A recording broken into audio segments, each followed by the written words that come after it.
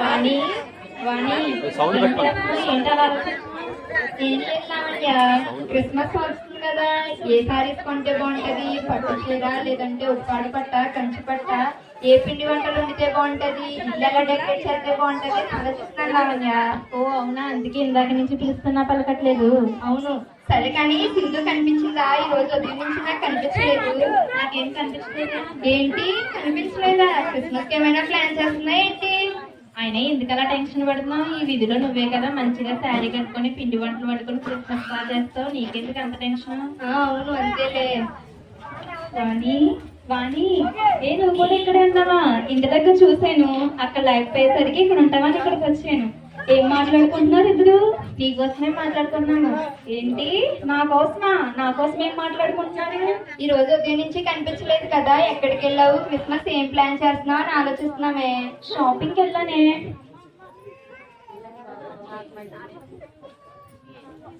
అమ్మ అమ్మ అప్పుడే షాపింగ్కి వెళ్ళిపోయి అన్ని కొనేసుకున్నట్ట. నీకు మొన్నటి నుంచి చెప్తాను, ఒకసారి తీసుకెళ్ళావా? ఏంటి అప్పుడే షాపింగ్కి వెళ్ళిపోయావా? అప్పుడే సారీస్ కొనేసుకుంటున్నావా? మరి నన్ను పిల్లలేదే. షాపింగ్ కి కొనుక్కోవడానికి కాదు వెళ్ళాను, జస్ట్ ఆఫర్స్ పెట్టారంటే చూడడానికి వెళ్ళాను. అయినా మీరు లేకుండా వెళ్తే ఇంకేమైనా ఉందా? మనందరం కలిసి వెళ్దాము. సరే నడండి, అయితే వెళ్దాము. ఈ రోజు వద్దే, రేపు వెళ్దాం. మళ్ళీ ఆఫర్స్ అయిపోతాయేమో, ఈ రోజు వెళ్దాం. నడండి. సరే రండి, అయితే వెళ్దాం.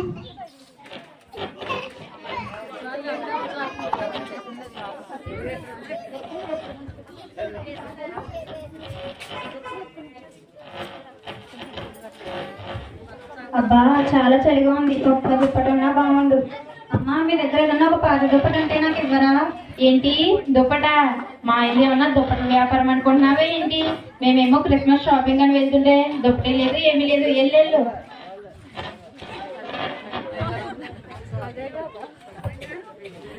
ఇంకెంత దూరం అమ్మా? చేసామే.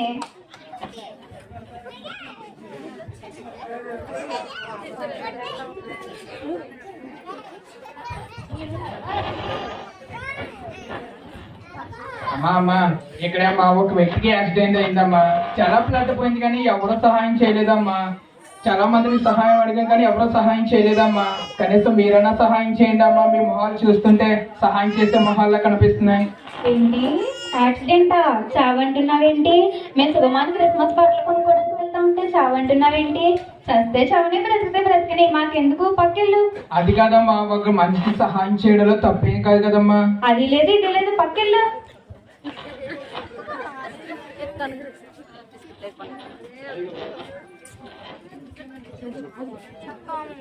అమ్మ షాపింగ్ బట్టలు డబ్బులు రెడీ చేసుకో.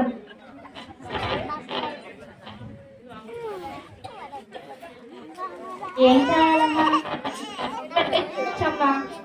ఏ పట్టు చీరలు కావాలమ్మా? ఉప్పాడ పట్టు, కంచి పట్టు, బెనారస్ వంటివి చూపిస్తామా. ఎంత కాస్ట్ లో కావాలమ్మా? ఒక 30,000 కాస్ట్. 30,000 సారీ అంటే మనకంత బడ్జెట్ లేదు కానీ మనం 10,000 తీసుకుందామే. అలాగేనే. నీకెంత కాస్ట్ లో కావాలి? మాకు ఒక 10,000 చూపించమ్మా.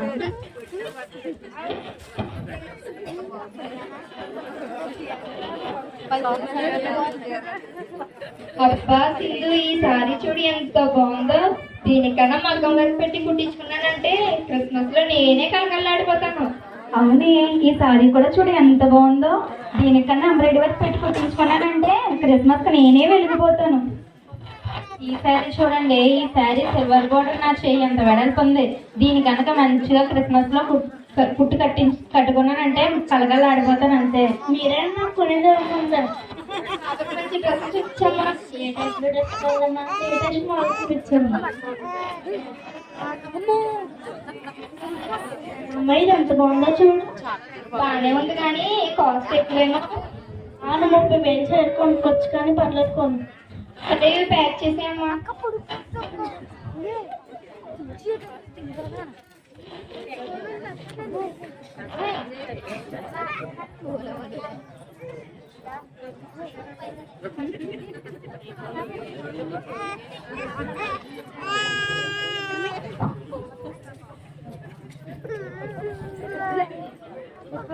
అబ్బా సింధు, ఈ సంవత్సరం క్రిస్మస్ కి మంచి సారీస్ కొనుక్కున్నామే. అవునే, మంచి సారీస్ కొనుక్కున్నాం ఈ ఇయర్.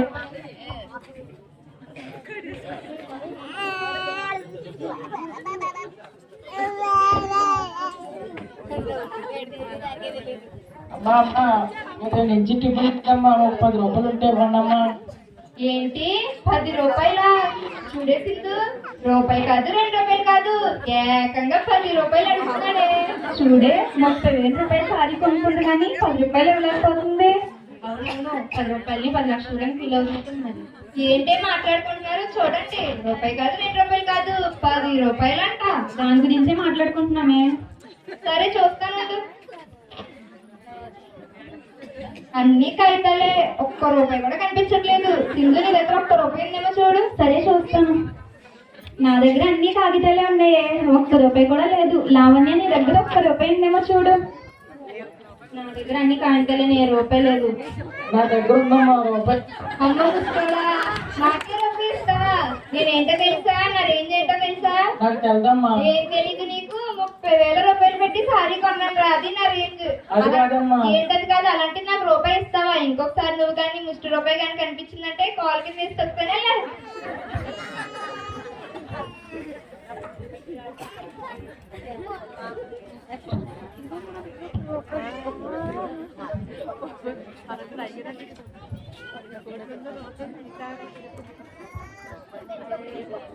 ఈరోజు షాపింగ్ చేసి సైడ్ అయిపోయి చెక్ అయిపోయింది. అవునే, మీ ఆయన వచ్చే టైం అయింది. వంట చేయవా? ఇంక ఇప్పుడే వంట చేస్తాను. పొద్దున చారు పెట్టాను, 2 అప్పడాలు వేసి మళ్ళీ అదే పెడతాను. చాలండమ్మా. మా పాప 8 నెలలు ప్రెగ్నెంట్ అమ్మా. ఈరోజు హాస్పిటల్కి వెళ్ళి చెకప్ చేయించుకొని మెడిసిన్ తీసుకుని వచ్చేలోపు మేము వెళ్ళే బస్సు మిస్ అయిపోయామమ్మా. ఈరోజు మీ ఇంటి దగ్గర కొంచెం ఆశ్రయం ఇస్తే రేపు మార్నింగ్ లేచి వెంటనే వెళ్ళేస్తామమ్మా. ఏంటి ఎలా తగులుకున్నారు ఈరోజు? పొద్దున్నేమో ఒక ఆవిడ వచ్చి దుప్పటి అడుగుతుంది, ఒకరేమో యాక్సిడెంట్ అంటారు. నాకు ఒక ముస్టోడు రూపాయి ఇస్తానన్నాడే. ఇప్పుడు వీళ్ళు వచ్చి నా ఇంట్లోనే ఉంటాను అంటున్నారు. అది కాదమ్మా. ఏంటది కాదు? ప్లేస్ లేదు, ఏమీ లేదు. వెళ్ళమ్మా వెళ్ళు. ఏ బస్ స్టాండ్ ఖాళీగా ఉంటుంది, అక్కడ పడుకెళ్ళు.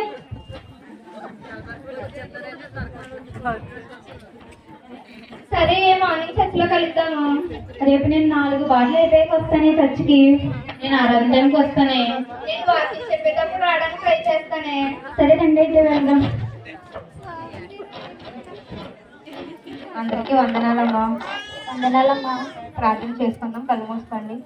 మహాపరిశుద్ధుడైన మా తండ్రి, గొప్ప దేవుడా, సర్వోన్నతుడా, సర్వశక్తిమంతుడా, సకల ఐశ్వర్యభూతులకు కారణభూతుడైన మా తండ్రి, ప్రభా మీకు రెఫరెన్స్ స్తోత్రం చేసుకుంటున్నాను. ప్రభా పాటల్లో మీ తోడేని నడిపించండి. ప్రభా ఆరాధనలో కూడా మీ ఆత్మ నుంచి కుమ్మరించండి. ప్రభా వాక్య పరిచర్యను కూడా యేసయ్య మీరు తోడేని నడిపించమని యేసు నామములో అడుగుచున్నాం తండ్రి. ఆమేన్. ఆమేన్. ఎవరైనా ఒక పాట పాడండి అమ్మా. హల్లెలూయా.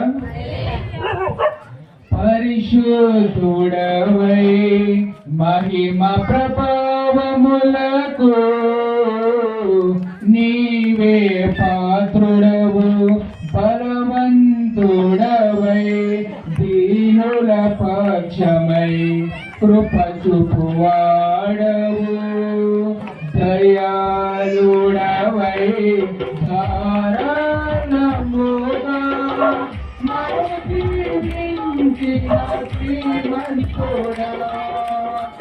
ఆరాధనీకే నాయసయ్యా స్తుతి, ఆరాధనీకే నాయసయ్యా, ఆరాధనీకే నాయసయ్యా స్తుతి, ఆరాధనీకే నాయసయ్యా. అమ్మయ్య, ఈరోజు నేను పాటల టైం అందరం కలిసి ఆరాధన చేసుకున్నామమ్మా. ఈసారి ఆరాధన చేస్తున్నాను. నీవు చేసిన మేలకు, నీవు చూపిన కృపలకు, నీవు చేసిన మేలకు, నీవు చూపిన కృపలకు వందనం యేసయ్యా, వందనం యేసయ్యా, వందనం యేసయ్యా,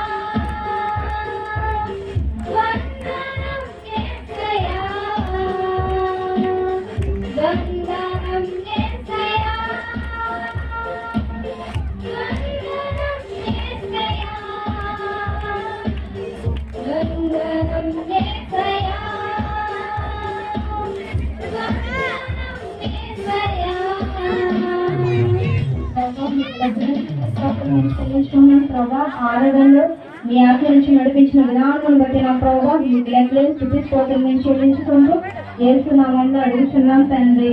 ఆమేన్. అమ్మయ్య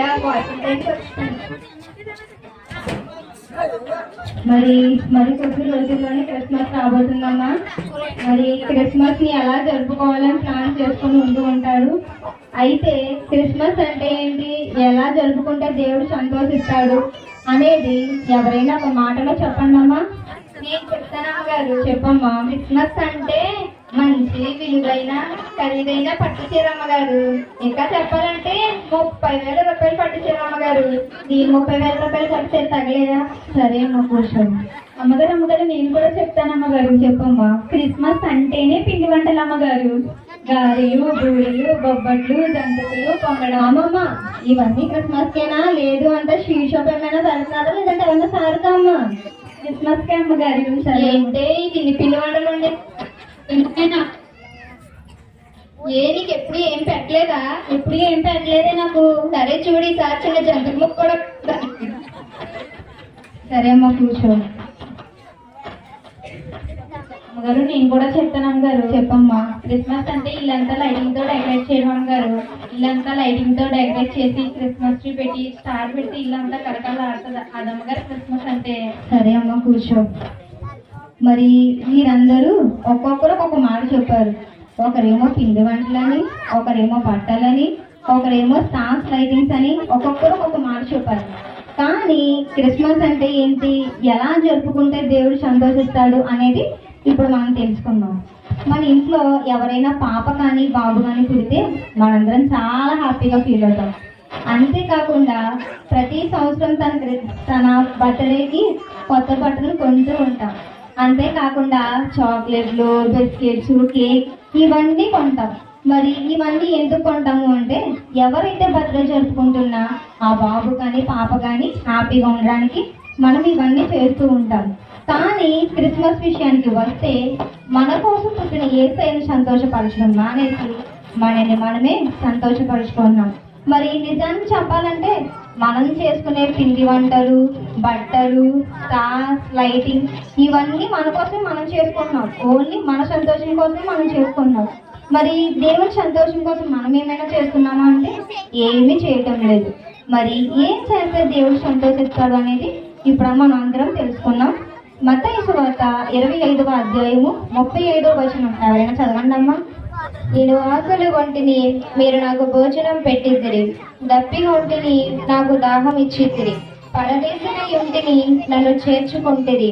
దిగంబరినై ఉంటిని, నాకు బట్టలు ఇచ్చిద్దిరి. రోగినై ఉంటిని, నన్ను చూడవచ్చిద్దిరి. చెరసాలలో ఉంటిని, నా యొద్దకు వచ్చిద్దిరని చెప్పును. అలాగే 40వ వచనం కూడా చదవండము. అందుకు రాజు, మిక్కిలి అలుపులైన ఈ నా సహోదరులలో ఒకనికి మీరు చేసితిరి గనుక నాకు చేసితిరి అని నిశ్చయముగా మీతో చెప్పుచున్నానని వారితో అనెను. మరి దేవుడి వాక్యం ద్వారా మనతో ఏం మాట్లాడుతున్నాడంటే ఆకలిగా ఉన్న వానికి ఆహారం పెట్టడం, వస్త్రం లేని వానికి వస్త్రం ఇవ్వడము, ఆశ్రయం లేని వానికి ఆశ్రయం ఇవ్వడం గురించి దేవుడు చెప్తూ ఆకలిగా ఉన్నవానికి ఆహారం పెడితే అది దేవునికే పెట్టినట్లంట.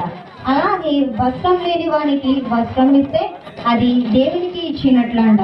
అలాగే ఆశ్రయం లేని వానికి ఆశ్రయం ఇస్తే అది దేవునికి ఇచ్చినట్లని దేవుడు మనతో చెప్తున్నాడు. అంతేకాకుండా యెషయా గ్రంథంలో కూడా ఉపవాసం గురించి చెప్తూ ఇవే మాటలు తనకిష్టమైనవిగా దేవుడు చెప్తున్నాడు. మరి దేవునికి నచ్చిన మంచి పనులు మనం ఏమైనా చేస్తున్నామా అంటే ఏమీ చేయడం లేదు. మన ఇంటికి ఎవరైనా ఆకలితో ఉన్నవాడు ఆహారం కోసం వస్తే వారికి గుప్పెడు అన్నం కూడా మనం పెట్టాం. కనీసం 10 రూపాయలు కూడా ఇవ్వడానికి మన మనసు అంగీకరించదు. మరి వస్త్రం లేని వారు చాలా మంది ఉంటారు. మనం ప్రతి సంవత్సరము ఖరీదైన బట్టలు కొనుక్కొని వాటిని చిరిగిపోయేదాకా బీరువాలోనే పెట్టుకుంటామే కానీ ఒకరికి ఇవ్వడానికి అనేది మన మనసు ఎప్పుడూ ఒప్పుకోదు. మరి ఇవన్నీ మనము చేయకపోతే దేవుని మనము సంతోషపెట్టలేనట్లే.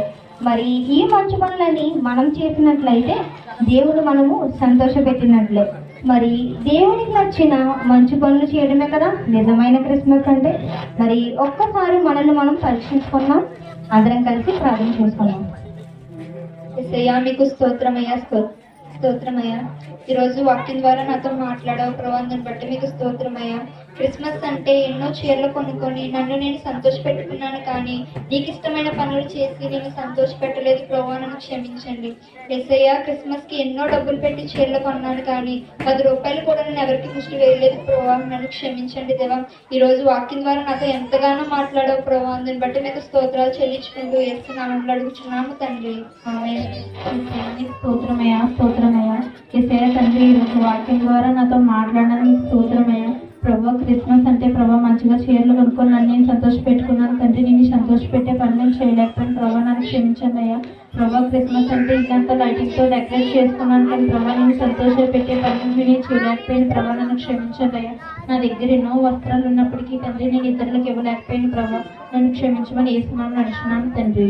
యేసునామములో అడుగుచున్నాం తండ్రి, ఆమేన్. మరి అందరికీ వందనాలమ్మా. మరి ఇప్పుడు దేవుడు ఏదైతే వాక్యం ద్వారా మనతో మాట్లాడాడో, మరి దేవునికి నచ్చిన ఒక మంచి పని మన సంఘం తరపున చేయాలని ఆశిస్తూ, మరి ఈ సంవత్సరం క్రిస్మస్కి మన సంఘం అందరం కలిసి ఒక వృద్ధాశ్రమంకు వెళ్ళి మనకు తోచిన సహాయము మనం చేద్దాము. మరి ఎంతో మంది తల్లిదండ్రులు అనేది అనాథులుగా అక్కడ ఉన్నారు. మరి వాళ్ళతో కలిసి మాట్లాడదాం, వాళ్ళ కష్ట సుఖాలను మనం పంచుకుందాం.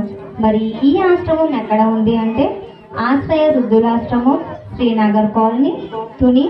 మరి ఇప్పటి వరకు మనకి నచ్చిన క్రిస్మస్ అనేది మనం జరుపుకున్నాం, కానీ ఇప్పటి నుంచి దేవునికి నచ్చిన క్రిస్మస్ మనందరం జరుపుకుందాం. అందరికీ వందనాలమ్మా.